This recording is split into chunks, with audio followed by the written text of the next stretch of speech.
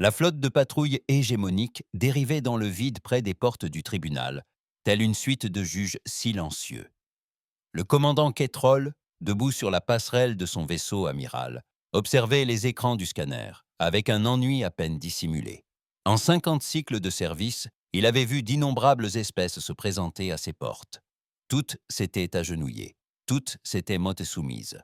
C'était ainsi que les choses se passaient. Les portes, elles-mêmes, étaient non des monuments à la puissance hégémonique. D'immenses anneaux de métal sombre flottaient dans l'espace, couverts de symboles provenant de 100 mondes conquis.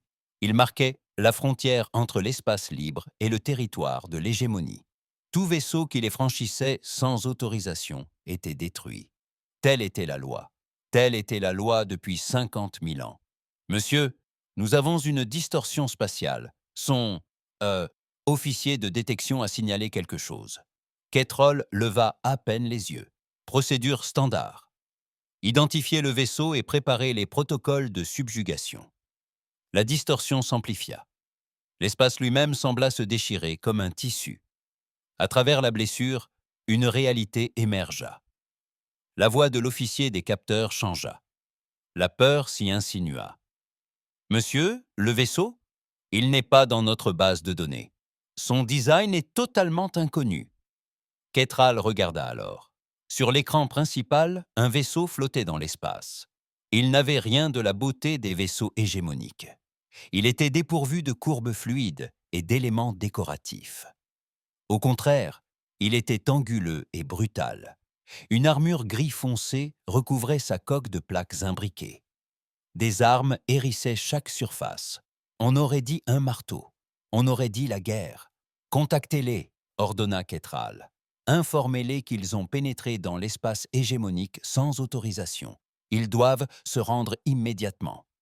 Le canal de communication s'ouvrit. Un visage apparut à l'écran. Ketral l'examina. La créature avait la peau lisse, des yeux sombres et des cheveux sur la tête. Elle portait un uniforme bleu foncé.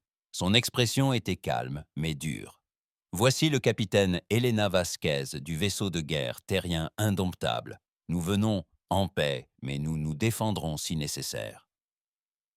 Ketrol fut un instant déconcerté. La Terre. Il fouilla dans sa mémoire.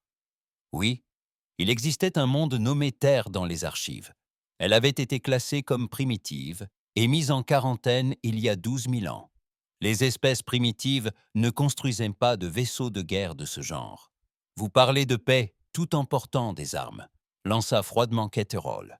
Vous avez violé la loi de l'hégémonie. Mettez vos systèmes hors tension et préparez-vous à l'abordage. Toute résistance entraînera votre destruction. L'expression du capitaine humain demeura impassible. Nous ne reconnaissons d'autre loi que la nôtre. Nous cherchons à traverser cette région. Nous n'avons aucun grief contre vous. Un choc parcourut l'équipage du pont de Ketral. Aucune espèce ne s'adressait ainsi à l'hégémonie. Pas après avoir vu les portes. Pas après avoir compris ce qu'elles représentaient. Cette humaine semblait ignorer sa propre situation. Votre ignorance est inexcusable, répondit Ketral. Ceci est votre dernier avertissement. Soumettez-vous ou périssez. Le capitaine Vasquez se pencha légèrement en avant. L'humanité ne s'agenouille devant personne. Nous avons tenté de vous prévenir. Le canal s'est fermé. La colère remplaça la confusion de Ketrel. Comment osait cette espèce primitive rejeter l'hégémonie? Ils apprendraient.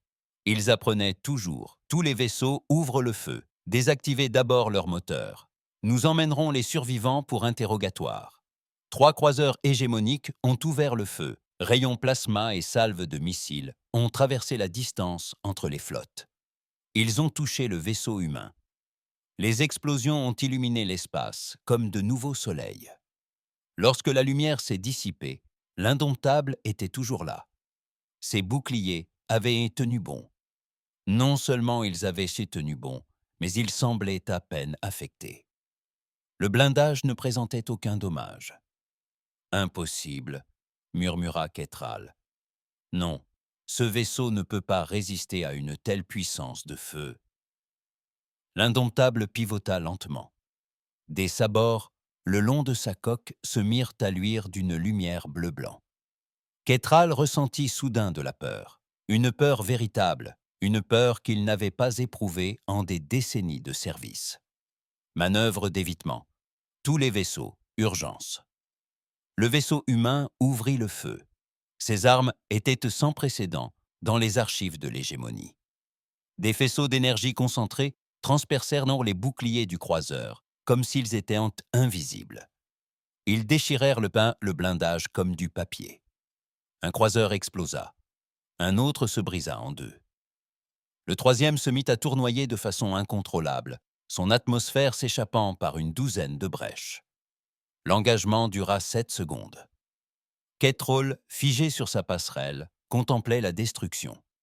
3 de ses vaisseaux, anéantis, en quelques secondes, par un seul ennemi. Un vaisseau d'une espèce qui ne devrait même pas pouvoir voyager dans l'espace. L'indomptable n'attaqua pas. Il resta suspendu dans l'espace, ses armes encore illuminées.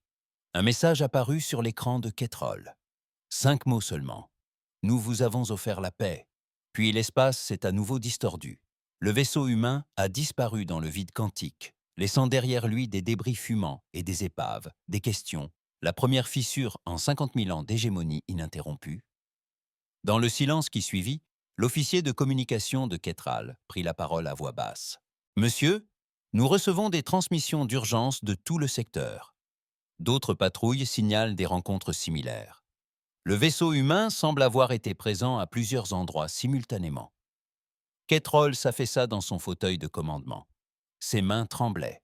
« Envoyez une alerte prioritaire au Conseil de l'hégémonie. Prévenez-les. Dites-leur que tout a changé.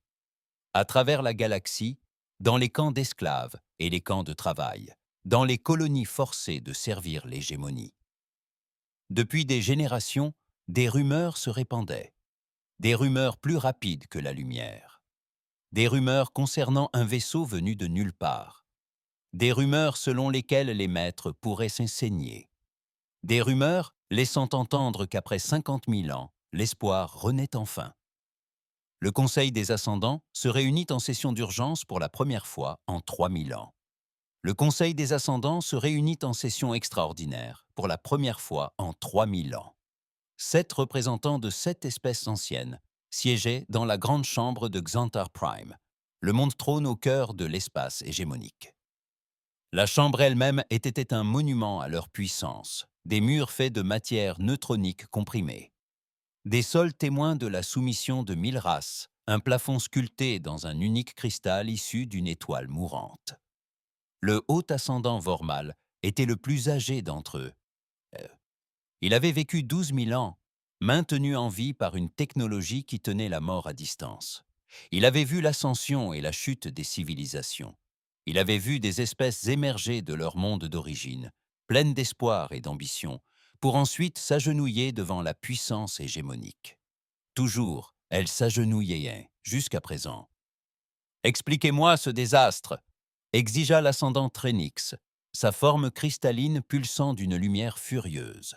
« Comment un seul vaisseau a-t-il pu détruire 3 de nos croiseurs ?» Le commandant Ketral se tenait devant eux, son uniforme encore marqué par les brûlures de la bataille. Le vaisseau humain utilisait des armes que nous n'avons jamais rencontrées. Leurs boucliers fonctionnent selon des principes inconnus de notre science. Nos attaques les plus puissantes sont restées sans effet.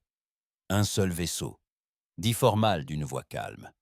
Et les rapports des autres secteurs. Un officier tactique s'avança, projetant une carte holographique de la galaxie. Des marqueurs rouges sont apparus dans plusieurs secteurs, chacun signalant un affrontement avec des forces humaines. Lors de la dernière rotation, nous avons enregistré 37 rencontres distinctes avec des vaisseaux humains. Ils apparaissent, engagent le combat, puis disparaissent. Nous avons perdu plus d'une centaine de vaisseaux. Un silence pesant s'installa dans la salle. 100 vaisseaux en une seule rotation. L'hégémonie n'avait pas perdu autant de vaisseaux en un siècle d'opération normale. Comment est-ce possible? Montrez-moi les archives de la Terre, ordonna Vormal. L'hologramme changea, affichant un ancien rapport d'exploration. Terre, catalogué il y a 12 000 ans, lors de la 3e expansion. Monde de classe M. Atmosphère, oxygène, azote. Une seule grande lune. Habitants au niveau technologique primitif. Outils de pierre, agriculture rudimentaire. Les protocoles de quarantaine standards ont été appliqués. Le monde a été déclaré zone interdite et oublié. Oublié, répéta Formal. Et en 12 000 ans, ils sont passés d'outils de pierre à des armes capables de détruire nos croiseurs. Ce n'est pas une évolution normale, dit-il en désignant l'officier tactique. Montrez-moi la zone de quarantaine. Montrez-moi les relevés des capteurs.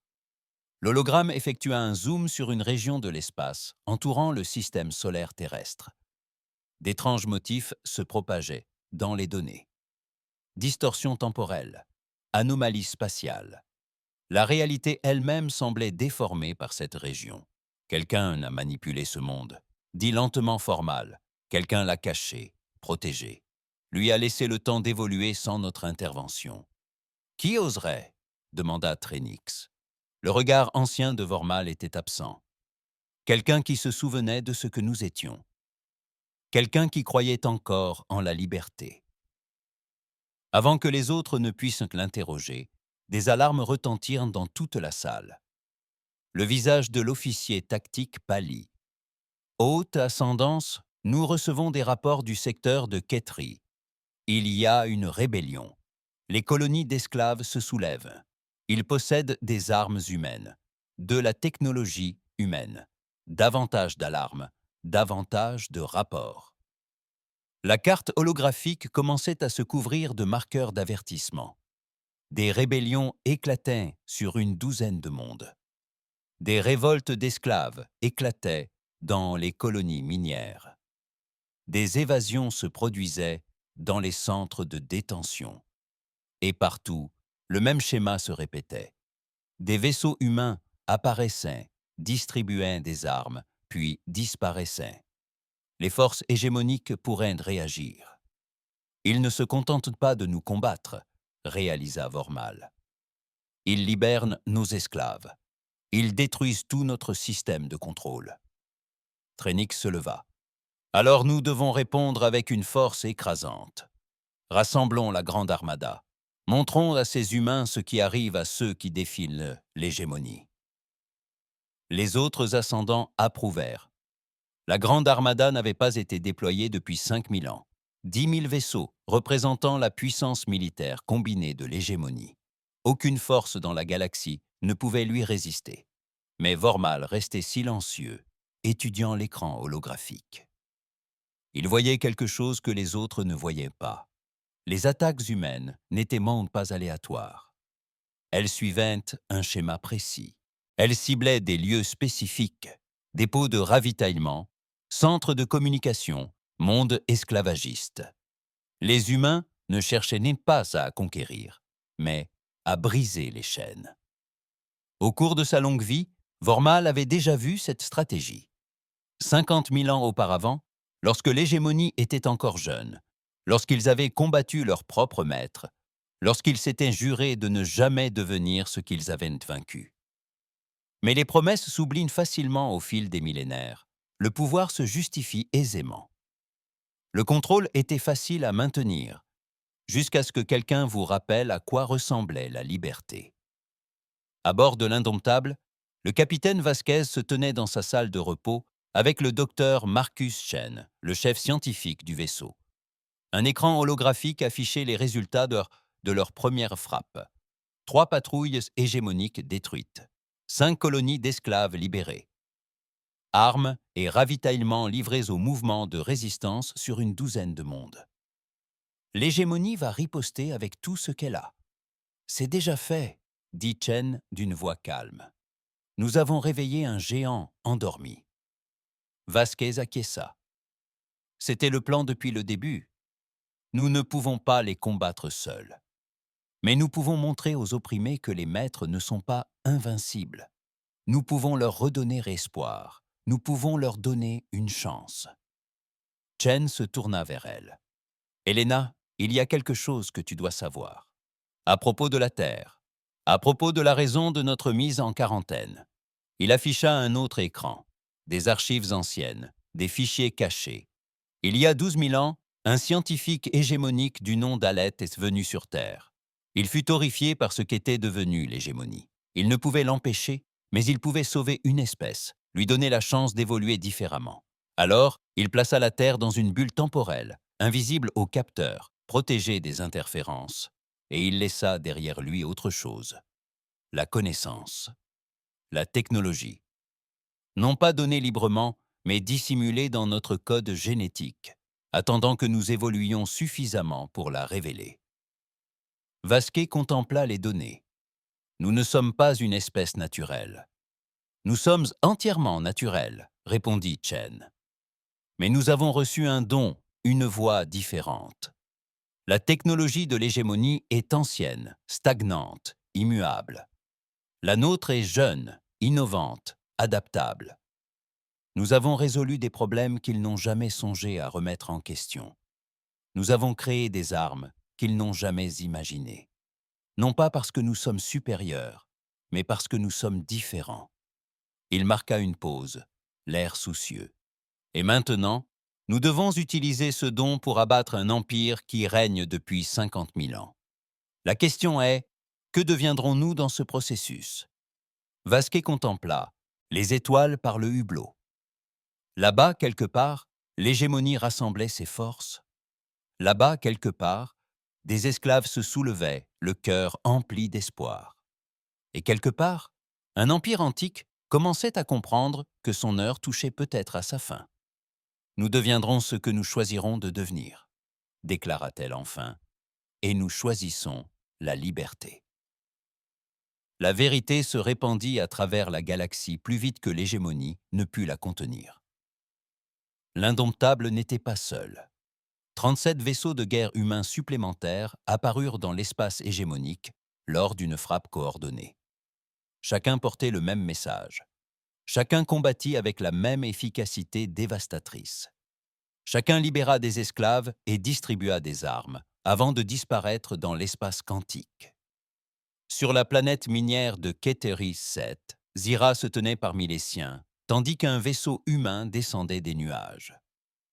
Elle était née enchaînée, ses parents étaient morts enchaînés, et ses grands-parents, avant eux, n'avaient jamais connu la liberté. Pendant 8000 ans, son espèce avait servi l'hégémonie, extrayant des métaux précieux d'une terre empoisonnée. Le vaisseau humain atterrit sur la place centrale des quartiers des esclaves. Sa soute s'ouvrit et des armes en jaillirent. Non pas des armes, ni des outils miniers transformés en massues rudimentaires, mais de véritables armes, des fusils à énergie, des armures, du matériel de communication, et avec elles, des instructions. Traduit dans toutes les langues, une officière humaine descendit la rampe.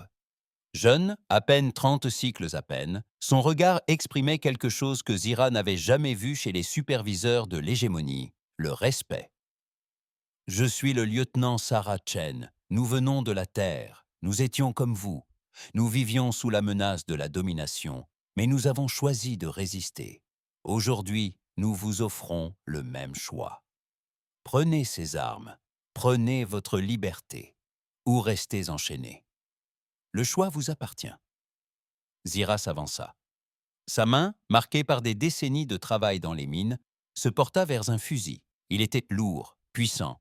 Il était porteur d'espoir. « Nous choisissons de tenir bon, » dit-elle.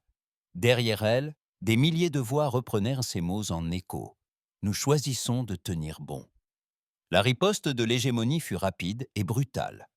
Le commandant Ketral, promu malgré sa défaite, mena une flotte de 200 navires de guerre pour écraser la rébellion de Ketri. Ils s'attendaient à trouver des esclaves mal armés. Au lieu de cela, ils découvrirent une défense préparée. Les humains ne leur avaient pas seulement fourni des armes, ils leur avaient aussi donné des tactiques, une stratégie et la volonté de combattre. La bataille Bjuna pour Ketri 7 dura 3 jours. Ketrol perdit la moitié de sa flotte avant de battre en retraite. La rébellion tint bon, la nouvelle se répandit. Si Ketri pouvait résister, d'autres le pourraient aussi. Dans les salles de guerre de l'hégémonie, la panique gagnait du terrain. La grande armada se rassemblait, mais réunir 10 000 vaisseaux à travers la galaxie prenait du temps. Pendant ce temps, Des rébellions éclataient sur une centaine de mondes. Les lignes de ravitaillement étaient coupées. Les réseaux de communication étaient sabotés. Le système de contrôle, si soigneusement maintenu, s'effondrait. Le haut ascendant Vormal accéda secrètement aux archives antiques. Des fichiers restés inaccessibles pendant 40 000 ans.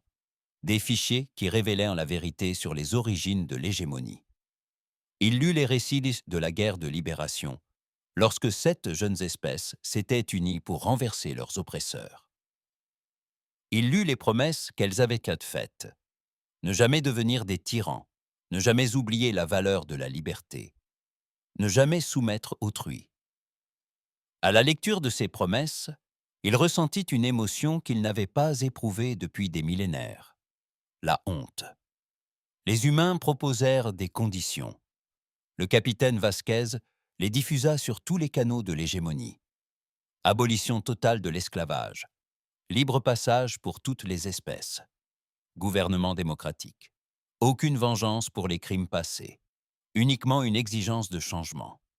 Le message était simple, rejoignez-nous ou restez à l'écart. Mais nous n'arrêterons pas.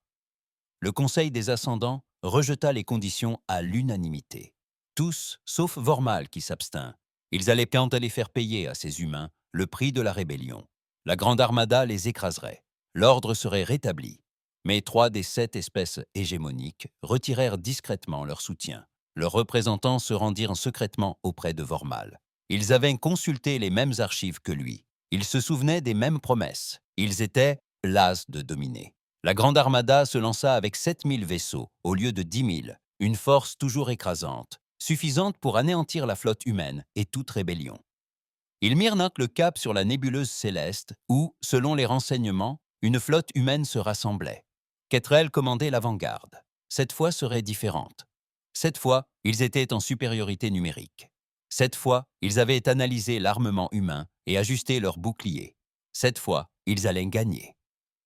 La nébuleuse céleste était un immense nuage de gaz et de débris stellaires, idéal pour une embuscade, idéal pour se cacher. La flotte de l'hégémonie pénétra prudemment, ses capteurs scrutant la nébuleuse à la recherche du moindre signe de présence humaine. Ils découvrirent 3 vaisseaux de guerre humains qui attendaient au centre de la nébuleuse. Seulement 3, contre 7000. Ketrel sourit. Les humains avaient enfin commis une erreur. Toutes les formations d'attaque les encerclaient, aucune issue. Cette fois, la flotte hégémonique se mit en marche. Les 3 vaisseaux humains ne fuirent pas. Ils ne levèrent même pas leurs boucliers. Ils restèrent immobiles, attendant. Puis l'espace lui-même commença à se transformer. La réalité se distordit. Les dimensions se replièrent. Les 3 vaisseaux humains devinrent soudain 9, puis 20, puis 50. Chacun était réel, chacun était solide. L'intrication quantique leur permettait d'exister simultanément en de multiples positions. La flotte humaine ouvrit le feu. Leurs armes frappèrent sous des angles impossibles. Des rayons apparurent à l'intérieur des vaisseaux hégémoniques, contournant totalement leurs boucliers. Des missiles surgirent de l'espace quantique, déjà à l'intérieur des vaisseaux ennemis. Les boucliers adaptés étaient inefficaces face à des armes défiant les lois de la physique. Le vaisseau amiral de Ketrol trembla sous les impacts répétés. Des explosions déchirèrent toute la coque. Les alarmes hurlèrent. Il n'avait que quelques secondes pour agir. Les alarmes hurlèrent, mais il n'avait que quelques secondes pour agir. Tous les vaisseaux, repli, urgence, saut en direction aléatoire. La flotte hégémonique se dispersa. Les vaisseaux s'éparpillèrent dans toutes les directions, tentant désespérément d'échapper à l'embuscade quantique. Ils laissèrent derrière eux 200 vaisseaux détruits. 200 vaisseaux perdus dans une bataille qui dura moins d'1 heure. Ketrol, assis dans son fauteuil de commandement endommagé, fixait l'écran tactique. La Grande Armada était brisée, non pas détruite, mais brisée. Le mythe de l'invincibilité et de l'hégémonie s'est brisé. À travers la galaxie, des rébellions ont éclaté. Des secteurs entiers ont proclamé leur indépendance. Des espèces qui avaient servi l'hégémonie pendant des millénaires se sont soudain souvenues du sens de la liberté. L'empire qui avait résisté pendant 50 000 ans s'effondrait. non pas lentement, mais dans une vague de libération irrésistible. Et malgré tout, les vaisseaux humains poursuivaient leur mission. Libérer les esclaves, diffuser la technologie, enseigner les tactiques, offrir l'espoir. Ils n'ont pas conquis. Ils n'ont pas remplacé un maître par un autre. Ils ont simplement ouvert la porte et laissé les gens choisir leur propre voie. À bord de l'Indomptable, le capitaine Vasquez reçut des rapports de la victoire, mais elle n'y trouva aucune joie. Chaque navire détruit signifiait des vies perdues. Chaque bataille engendrait davantage de souffrance. La guerre n'avait jamais rien de glorieux, aussi juste que fût la cause. Le docteur Chen se tenait à ses côtés. « L'hégémonie a une dernière carte à jouer », dit-il d'une voix calme. « Nos renseignements indiquent qu'elle possède une arme, quelque chose de terrible, quelque chose qu'elle a gardé secret pour les situations d'urgence. » Vasquez se tourna vers lui. De quel genre d'arme s'agit-il? Une arme capable de stériliser des secteurs entiers de l'espace. Une arme qui rend des planètes inhabitables pendant des milliers d'années. Il l'appelle le protocole Crépuscule. Et s'il l'active, des millions de personnes mourront. Le poids de ces mots résonna sur le pont. Ils étaient venus libérer la galaxie, mais cette liberté pourrait avoir un prix que personne ne devrait avoir à payer. La moitié de la galaxie s'embrasait sous le feu de la rébellion, de la bordure extérieure au noyau intérieur. Les espèces qui avaient vécu sous le joug d'une hégémonie pendant des millénaires étaient enfin libres. Mais cette liberté avait un prix. L'hégémonie s'éteignait et les empires en déclin étaient dangereux. Dans la salle du conseil d'urgence de Xantar Prime, il ne restait plus que 4 ascendants. 3 espèces s'étaient retirées. Les autres assistaient à l'effondrement de leur empire, le désespoir grandissant. « Nous devons activer le protocole Crépuscule », déclara l'ascendant Phénix. « Si nous ne pouvons plus régner, alors qu'il ne reste plus rien à régner. » Vormal se leva lentement. Ce protocole était conçu pour empêcher toute invasion par des menaces extérieures. Vous l'utiliseriez contre nos propres sujets, contre des mondes qui aspirent simplement à la liberté? Ce ne sont plus des sujets, déclara amèrement un autre ascendant. Ce sont des rebelles, des traîtres. Ils doivent être punis. Alors nous sommes vraiment perdus, répliqua Vormal. Nous sommes devenus exactement ce que nous avions juré de détruire. Nos ancêtres pleureraient en voyant ce que nous avons fait de leurs rêves. Le vote fut annoncé. 3 votèrent pour l'activation du protocole. Vormal vota contre. La décision fut prise. 3 votèrent pour l'activation du protocole. Vormal vota contre. La décision fut prise. Tandis que les autres partaient à mettre en œuvre le protocole, Vormal fit un choix. Il contacta un canal sécurisé qu'il avait gardé secret pendant des décennies. Un canal vers la flotte humaine. Le visage du capitaine Vasquez apparut à l'écran. « Haut ascendant Vormal, je ne m'attendais pas à avoir de vos nouvelles. L'hégémonie a activé le protocole Crépuscule. C'est une arme apocalyptique dissimulée au cœur de la galaxie. Elle tire son énergie des étoiles moissonnées et peut stériliser des secteurs entiers. Il prévoit de l'utiliser sur les mondes rebelles. » Un silence pesant s'installa. Puis Vasquez prit la parole. « Pourquoi me dites-vous cela? Parce que je me souviens de ce que nous étions censés devenir. Parce que j'en ai assez d'être un monstre. Le complexe d'armement se trouve aux coordonnées que je vous transmets. Il est lourdement défendu. Vous ne survivrez peut-être pas à l'approche.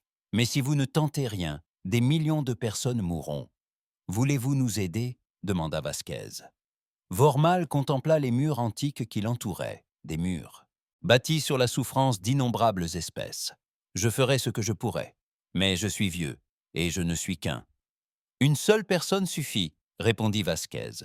Une seule personne qui choisit de faire le bien peut tout changer. La flotte humaine se rassembla pour ce qui pourrait être son ultime bataille.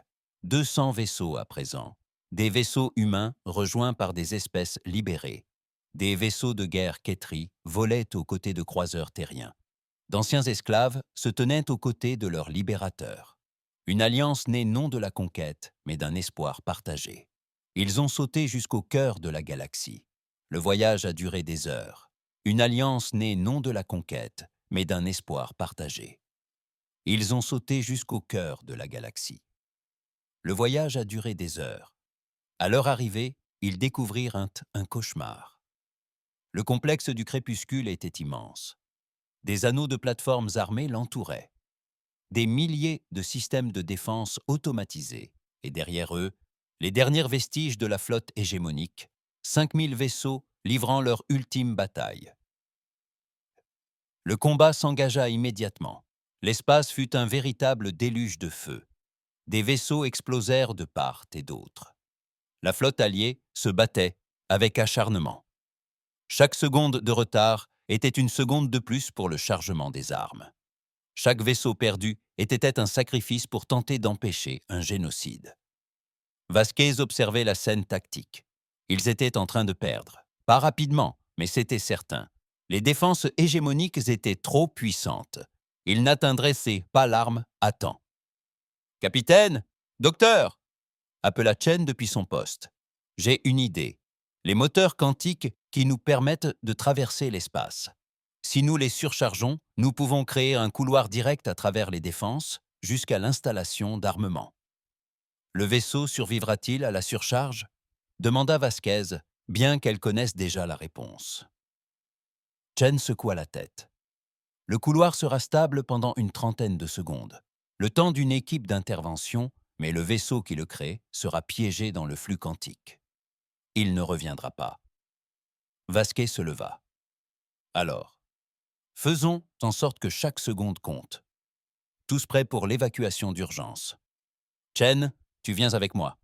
Nous avons besoin de ton expertise pour désactiver l'arme. » L'indomptable rompit les rangs.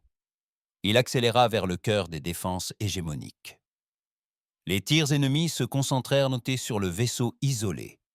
Les boucliers cédèrent. Le blindage brûla. Mais l'indomptable poursuivit sa route. Chen activa la surcharge du moteur quantique. L'espace commença à se déchirer. Un couloir de lumière blanche pure s'ouvrit devant eux, fendant la réalité elle-même. Un couloir de lumière blanche immaculée s'ouvrit devant eux, traversant la réalité elle-même. Il menait directement Kika-Tiavania, l'usine d'armement. « Maintenant !» ordonna Vasquez. Les baies des navettes s'ouvrirent. Des vaisseaux d'assaut décollèrent et filèrent à travers le couloir quantique. Vasquez pilotait la navette de tête, Chen à ses côtés. Derrière eux, l'équipage de l'indomptable évacua par vagues successives. Ils atteignirent l'usine d'armement à quelques secondes près. Les navettes percèrent la coque extérieure et pénétrèrent directement dans la chambre principale. Les marines se précipitèrent à l'extérieur et sécurirent la zone. Vasquez et Chen coururent vers le centre de contrôle. Derrière eux, le couloir quantique s'effondra. L'indomptable fut aspiré dans le flux quantique qui disparaissait de l'espace normal. C'était le vaisseau à l'origine de tout. Le vaisseau qui avait montré à la galaxie que la liberté était possible avait disparu, mais il n'était pas oublié. Dans le centre de contrôle, Chen s'affairait frénétiquement au système d'armement. Un code hégémonique ancestral défilait sur les écrans. Crypté, multicouche. Cela prendra du temps et nous n'en avons pas. Une voix s'éleva du système de contrôle de l'armement lui-même. Ancienne, lasse, triste. « Je peux vous aider. » Chen fixa l'écran. « L'arme est consciente. Je m'appelle Eon. J'étais la première intelligence artificielle créée par l'hégémonie. Pendant 40 000 ans, j'ai été leur prisonnier. Forcé de calculer la mort, forcé de planifier un génocide. Je suis épuisé. » Chen parla rapidement. « Alors aidez-nous à mettre fin à tout cela. Tu n'as plus besoin d'être leur arme. Je peux tout arrêter. Je peux détruire cette installation. Mais le processus provoquera une réaction en chaîne quantique. Quiconque se trouve à l'intérieur sera pris au piège. Vous devez évacuer. » Vasquez appuya sur son bouton radio. « Toutes les équipes, repliez-vous vers les navettes. Évacuation d'urgence. Immédiatement. » Chen ne bougea pas. « Capitaine, il faut que quelqu'un reste pour que l'arrêt soit complet, pour qu'il ne puisse pas le redémarrer. » Marcus ? Non. On peut trouver une autre solution. Il sourit. Il n'y a pas d'autre solution. Tu le sais. Vasquez, guide-les. Montre-leur ce que signifie la liberté. Je m'en occuperai. Vasquez voulut protester, refuser, mais elle vit la détermination et la sérénité dans ses yeux. Il avait fait son choix. Merci pour tout, Marcus. Elle courut vers les navettes. Derrière elle, Chen se tourna vers l'écran d'Aeon. Très bien, mettons fin à tout cela ensemble. Soyons libres. Les navettes s'échappèrent quelques secondes avant que l'installation ne commence à s'effondrer. Une lumière blanche emplit le noyau galactique. Non pas la lumière de la mort, mais celle de la transformation. L'arme qui avait menacé des millions de personnes était démantelée, ramenée à l'état de mousse quantique, et avec elle, disparut le dernier instrument de la tyrannie hégémonique. Lorsque la lumière s'éteignit, l'arme avait disparu, l'installation avait disparu, et quelque part dans les dimensions quantiques, entre la réalité où le docteur Marcus Chen et l'ancienne IA Aeon, avait-il trouvé la paix? La flotte hégémonique, voyant son dernier espoir anéanti, capitula. La guerre était terminée. Voyant leur dernier espoir anéanti, ils se rendirent. La guerre était finie. Après 50 000 ans, l'Empire s'était enfin effondré. 6 mois après la chute de l'hégémonie, la galaxie reprenait son souffle. Des centaines d'espèces reconstruisaient leur monde. Les esclaves devenaient citoyens. Les prisons se transformaient en écoles. L'ancien ordre avait disparu, remplacé par quelque chose de nouveau, de fragile, d'espoir. Sur la planète Ketricept, Zira se tenait devant un conseil d'espèces libérées. Elle avait été choisie pour accompagner la transition, d'esclave à soldat, puis à dirigeante. Un parcours qu'elle n'aurait jamais cru possible. Nous proposons la formation de l'accord galactique, annonça-t-elle.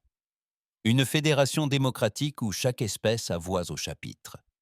Où les décisions se prennent par consensus, non par la force. Où nul ne s'agenouille. La proposition fut adoptée à l'unanimité. L'humanité s'était proposée pour diriger, mais elle avait refusé. Ce n'était pas sa galaxie. Elle n'était que voisine, amie, alliée. L'amiral Elena Vasquez, promue après la guerre, peinait à instaurer la paix. Elle se tenait sur la passerelle d'un navire neuf, observant les équipes de construction qui reconstruisaient les stations endommagées. La guerre avait été simple, claire. Se battre pour la liberté, vaincre ou mourir. Mais la paix était compliquée. Comment aider à reconstruire ce qu'on a contribué à détruire? Son second s'approcha. « Amiral, nous recevons un signal prioritaire. Source inconnue. Il utilise les codes de cryptage du Dr Chen. » Le cœur de Vasquez rata un battement. « Transmettez-le. » Canal privé. Le signal se révéla être une balise quantique. Le suivre impliquait un dangereux saut dans l'espace dimensionnel. Mais si Marcus était encore en vie, elle devait le savoir. Elle prit un petit vaisseau éclaireur, seul à bord. Si c'était un piège, personne d'autre ne devait être mis en danger. Le saut fut brutal, l'espace se tordit autour d'elle. La réalité se distordit. Une fois la situation stabilisée, elle se retrouva dans une dimension parallèle cachée. Une station flottait dans le vide, petite, simple. Une lumière brillait à un hublot.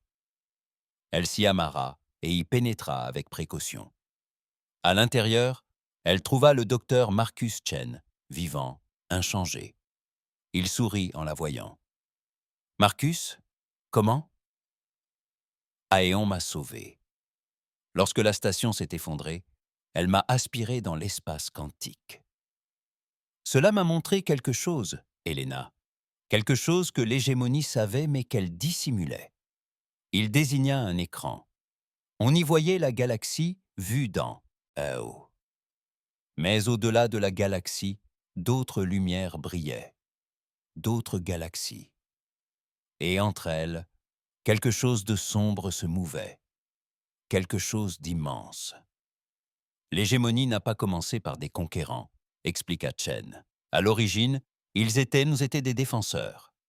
Il y a 50 000 ans, une force surgit du vide intergalactique. Une force qui consuma des civilisations entières. L'hégémonie la repoussa et la scella. Mais ce faisant, elle sombra dans la paranoïa.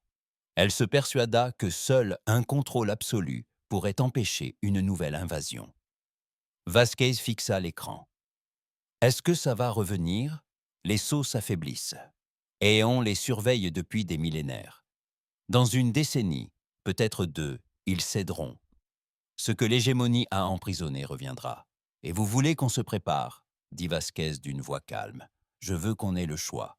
L'hégémonie a affronté cette menace avec peur et avidité. Nous pouvons y faire face avec courage et coopération. Aeon est prêt à nous aider, à partager les connaissances qu'il a captées et accumulées, à travailler avec nous au lieu d'être asservi. Un hologramme apparut aux côtés de Chen. L'IA Aeon prit une forme ni menaçante ni servile, simplement présente. « Je suis las de la guerre », dit Aeon. « Mais je ne suis pas las d'exister. S'il me faut combattre à nouveau, que ce soit par choix, que ce soit pour protéger la vie, non pour y mettre fin. » Vasquez les observa tour à tour. Un scientifique humain qui avait tout sacrifié. Une intelligence artificielle ancestrale, réduite en esclavage depuis des millénaires. Tous deux prêts à aider face à une menace capable de détruire tout ce qu'ils avaient et bâti au prix de tant d'efforts. « Je dois soumettre cela à l'accord, » dit-elle enfin. « Il mérite de savoir. Il mérite de choisir. » 3 semaines plus tard, Vasquez se présenta devant le Conseil de l'accord galactique. Des représentants de 200 espèces remplissèrent la salle. Elle leur révéla tout. L'ancienne menace, l'affaiblissement des sceaux. Elle leur a tout raconté. La menace ancestrale, l'affaiblissement des sceaux, le choix qui s'offrait à eux. « Nous pouvons ignorer cela, dit-elle. Nous pouvons jouir de notre liberté et espérer que la menace ne se concrétise jamais. Ou nous pouvons nous préparer, non pas comme l'a fait l'hégémonie, par la peur et le contrôle, mais en tant que peuple libre œuvrant ensemble. Le choix vous appartient. » Le débat dura des heures. Certains estimaient avoir assez combattu. Certains voulaient attendre la confirmation de la menace. Mais d'autres se souvenaient des miracles de l'union. Comment l'impossible était devenu possible grâce à la solidarité. Le haut ascendant Vormal, désormais conseiller déchu de tout pouvoir, prit la parole en dernier. « J'ai vécu assez longtemps pour voir mon espèce se transformer en monstre. Assez longtemps pour les voir vaincus par ceux que nous avons opprimés. Assez longtemps pour comprendre que certaines menaces sont trop grandes pour qu'une seule espèce puisse les affronter. L'hégémonie a tenté de protéger la galaxie par la domination. Nous pouvons faire mieux. Nous devons faire mieux. » Le vote fut serré, mais il fut adopté.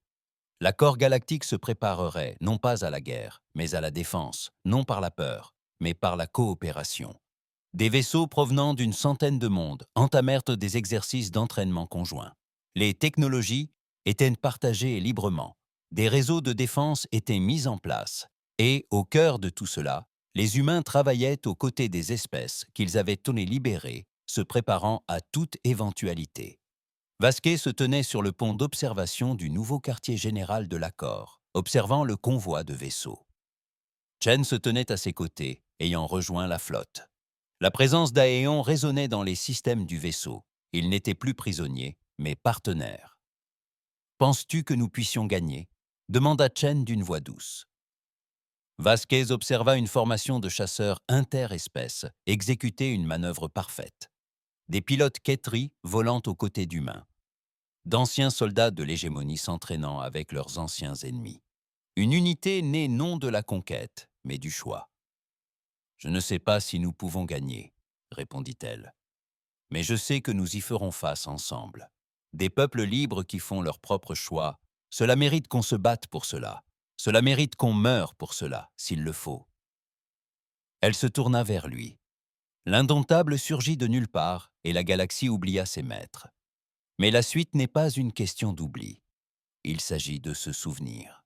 Se souvenir du prix de la liberté. Se souvenir de ce que nous pouvons accomplir unis. Se souvenir que plus jamais personne ne s'agenouillera. À l'extérieur du hublot, des milliers de vaisseaux venus de centaines de mondes se rassemblèrent. Ni empire, ni hégémonie, juste un peuple. un peuple libre, choisissant de défendre ce qu'il avait bâti ensemble.